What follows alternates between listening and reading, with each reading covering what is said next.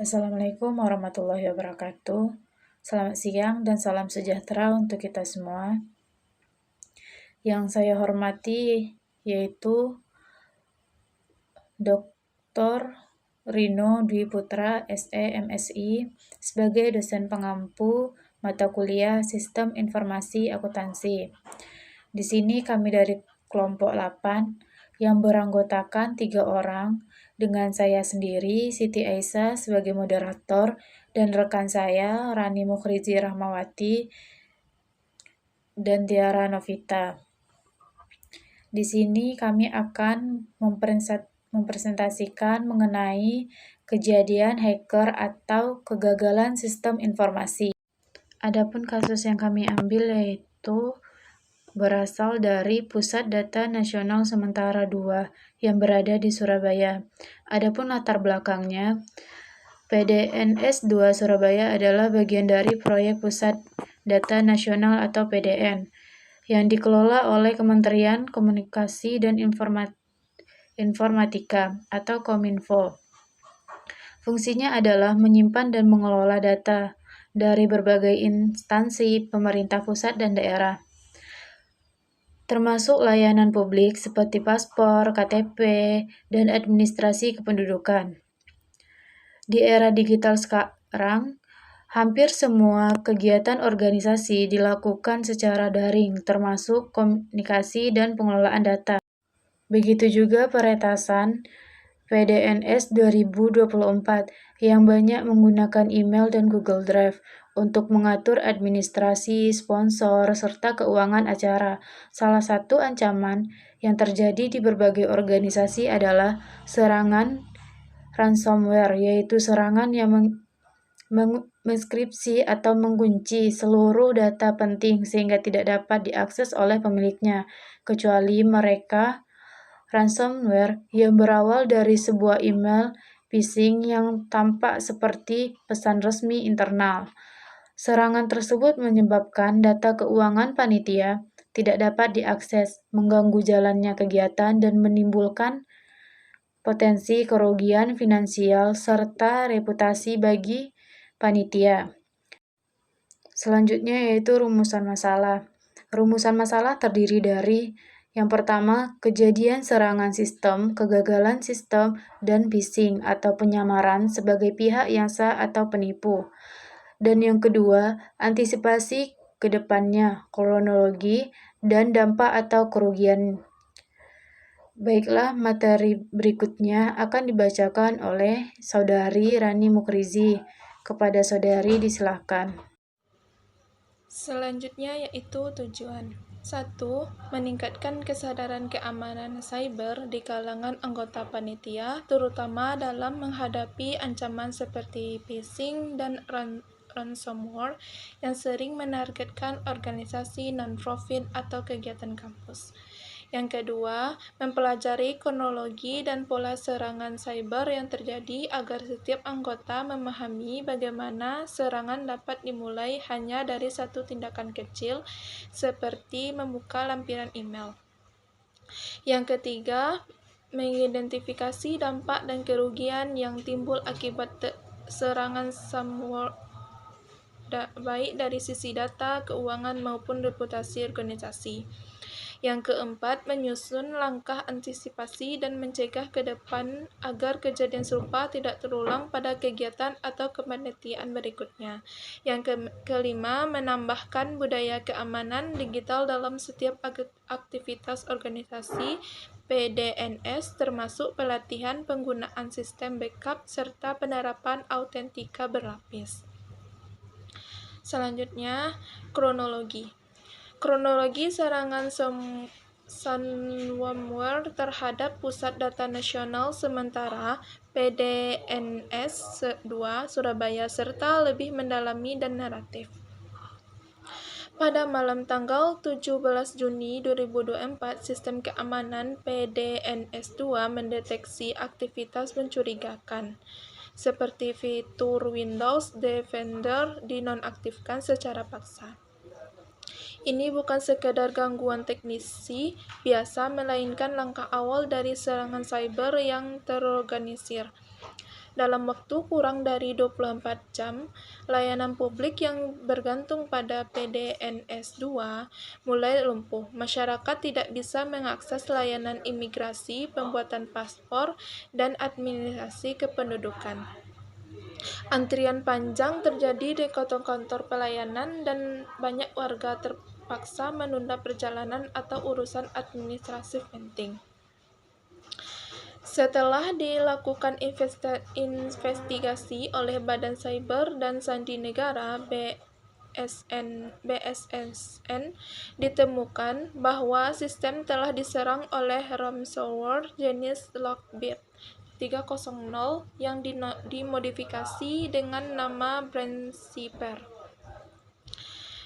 Peretasan menginskripsi data penting dan menuntut tebusan sebesar 8 juta US dollar agar akses bisa dipulihkan. Namun, pemerintah menolak pembayaran tebusan dan memilih jalur pemulihan mandiri. Masalah menjadi semakin serius ketika terungkap bahwa PDNS2 tidak memiliki sistem backup data.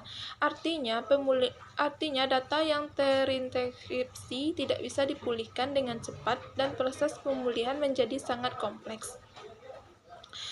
Dalam rapat kerja dengan DPR pada 27 Juni 2024, Menteri Kominfo Budi Aris Setiadi mengakui bahwa tidak ada cadangan data untuk PDNS2. Pengakuan ini memicu kritik publik dan pertanyaan serius tentang tata kelola proyek digital nasional. 3 minggu setelah serangan sistem belum sepenuhnya pulih, kelompok Brainseeper mengklaim telah menghapus data dan memberikan kunci enskripsi, namun keabsahannya diragukan.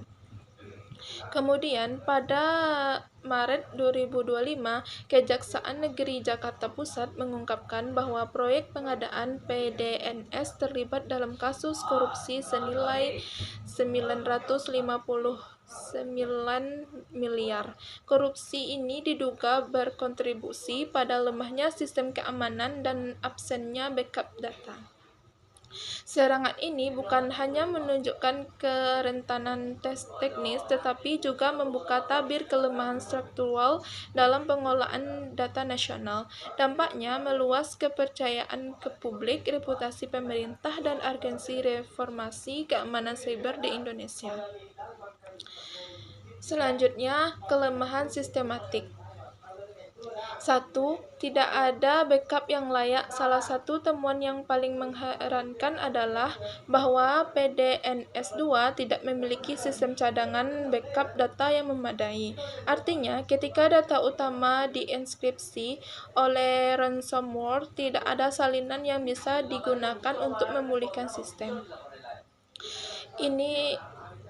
Ini adalah pelanggaran prinsip dasar keamanan data, yakni redundansi dan resiliensi. Yang kedua, infrastruktur keamanan cyber yang lemah. Sistem PDNS2 tidak dilengkapi dengan arsitektur keamanan modern seperti 1 Zero Trust Architecture. Tidak ada akses yang dipercaya secara default. Yang ketiga, pemantauan real-time berbasis AI. Yang ketiga, segmentasi jaringan untuk membatasi penyebaran serangan. Yang ketiga, ketergantungan pada vendor pengawasan ketat. Proyek PDNS2 dikerjakan oleh pihak ketiga, namun pengawasan terhadap kualitas dan keamanan sistem sangat minim.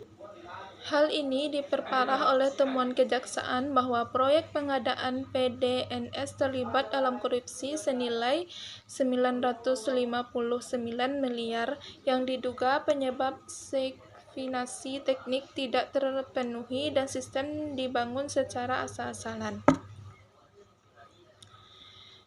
Yang keempat, budaya keamanan cyber yang lemah. Budaya keamanan cyber yang di lingkungan pengolahan PDNS masih rendah. Tidak ada pelatihan berkala dan tidak ada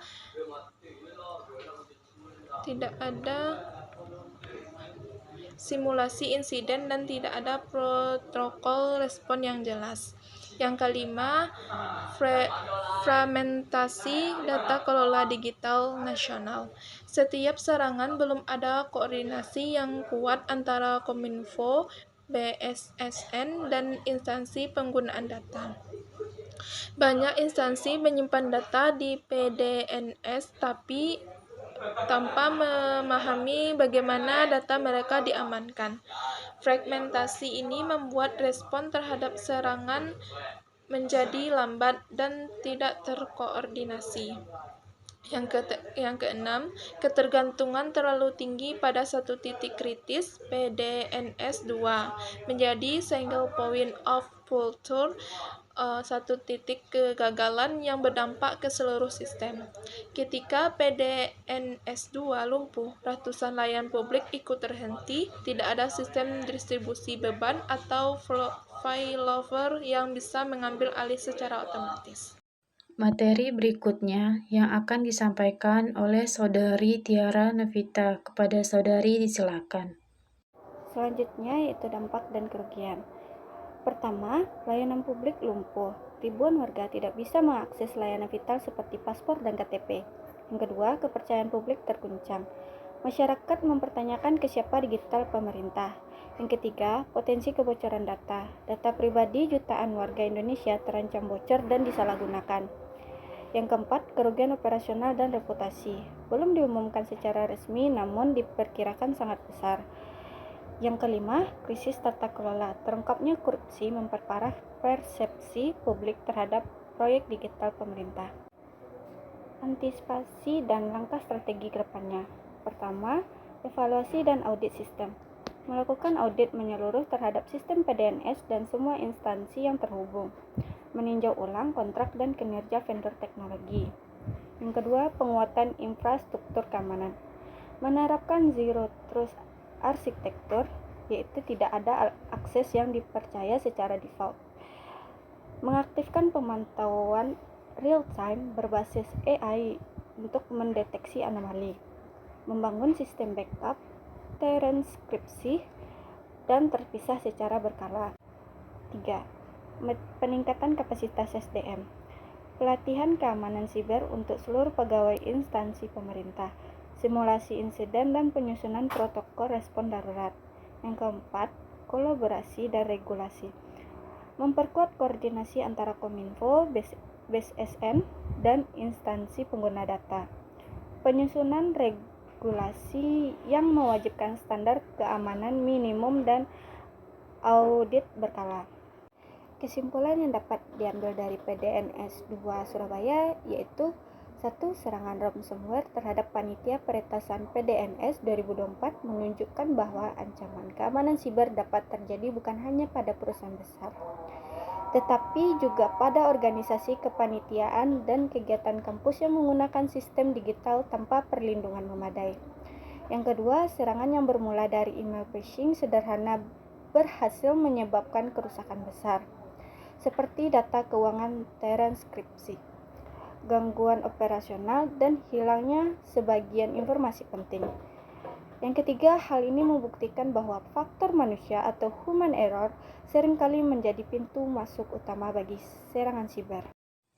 Sebagai akhiran presentasi, kami juga mengingatkan serangan terhadap PDNS 2 Surabaya bukan sekedar insiden teknis, melainkan cermin dari tantangan mendalam dalam transformasi digital nasional. Ia mengingatkan kita bahwa membangun sistem digital bukan hanya soal infrastruktur, tetapi juga soal integritas, tata kelola, dan kesadaran kolektif terhadap pentingnya keamanan data. Ketika data publik menjadi aset strategis, maka pengelolaannya harus dilandasi oleh prinsip amanah, transparansi, dan kesiagaan. Bagi UMKM, komunitas digital, dan para penggiat edukasi, kasus ini menjadi pelajaran penting bahwa keamanan siber bukan hanya urusan pemerintah, tapi tanggung jawab bersama. Kita semua adalah penjaga ekosistem digital yang sehat dan beretika.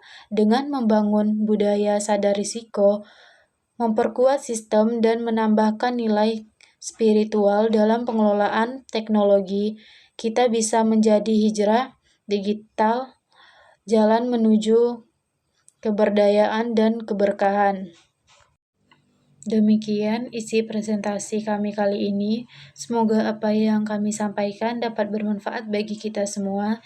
Jika ada kekurangan, mohon dimaafkan karena kesempurnaan sesungguhnya hanya milik Allah Subhanahu wa Ta'ala saja. Saya akhiri. Assalamualaikum warahmatullahi wabarakatuh.